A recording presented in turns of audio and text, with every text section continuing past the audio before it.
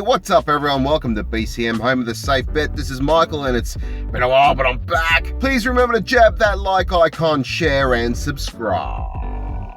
And of course, that notification bell. Check out our Patreon page to become a Patreon family member where you'll receive some cool perks. Want some merch? We've got t-shirts to baseball caps to phone covers from boxing to crypto and everything in between, so head on over to In-Stock Shop to find something you like.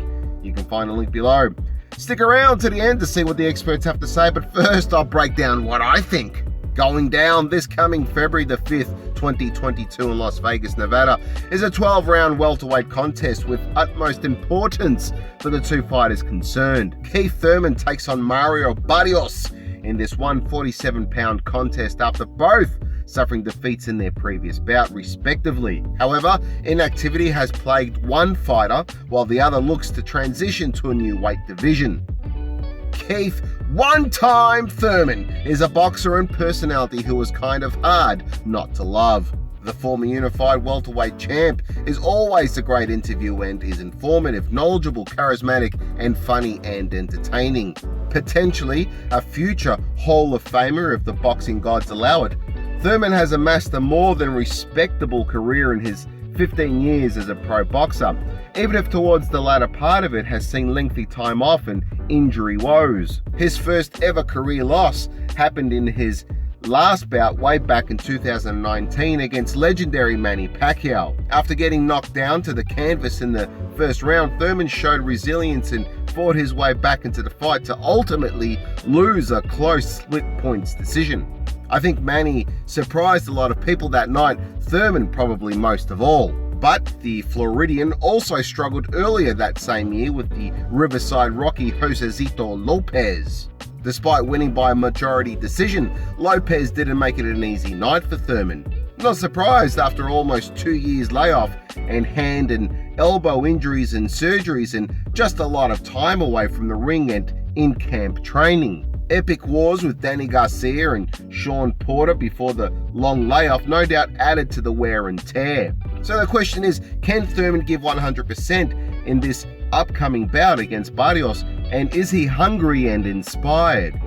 In terms of power, you have to go back to 2013 to find the last time that one time actually one-timed someone. 29 victories with 22 by KO with one loss is a very respectable record, and wins over guys like Garcia, Porter, Robert Guerrero and Leonard Bundu tells us that when power in both hands failed to get him over the line, Thurman's boxing ability and talent is abundant enough to get the job done.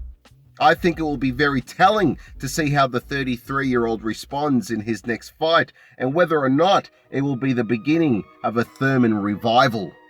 Mario El Azteca Barrios has commented that moving to 147 pounds is much more natural for him, so going into this battle with Thurman shouldn't be seen as a major effort on Barrios' behalf.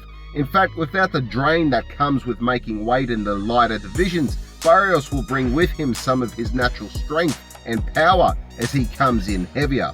The question is, how will he respond to bigger guys hitting him?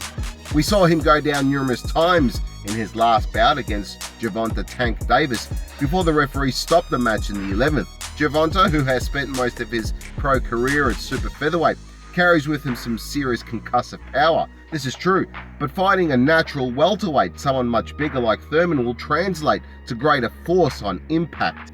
Provided, of course, Thurman is still carrying some of that pop he was once renowned for. Despite the knockdowns in the fight against Tank, Barrios showed heart and determination and won over some fans as well as some rounds. Barrios has a record of 26 victories with 17 by way of knockout and just the one loss to Tank. Barrios picked up the, at the time, vacant WBA super lightweight title in a slugfest war with Batir Akhmedov, where again Barrios showed heart and grit. He eventually won by unanimous decision.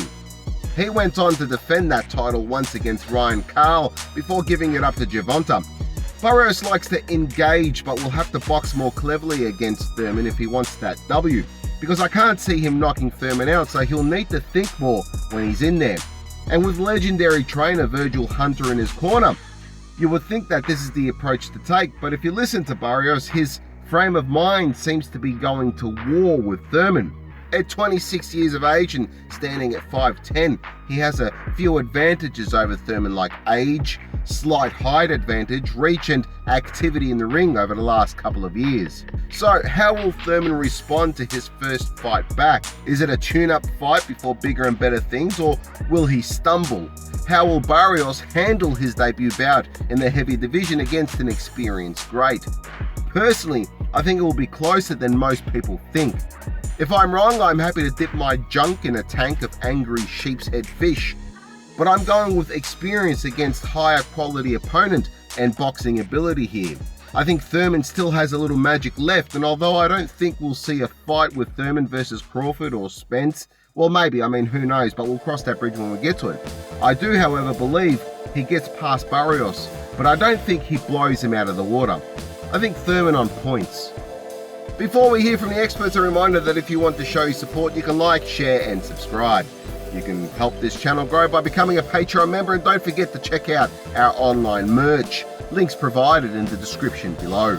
Life is a fight outside the ring, and if you are struggling with depression, anxiety, substance abuse, low self-esteem, debt, sleepless nights and so much more, I can tell you that I have been there and I have some crazy stories to share. But more importantly, I turned my life around, and my experiences might help you to do the same. You can find out in my book, How to Get Out of Life Traps. It's available on Amazon. Just follow the link below.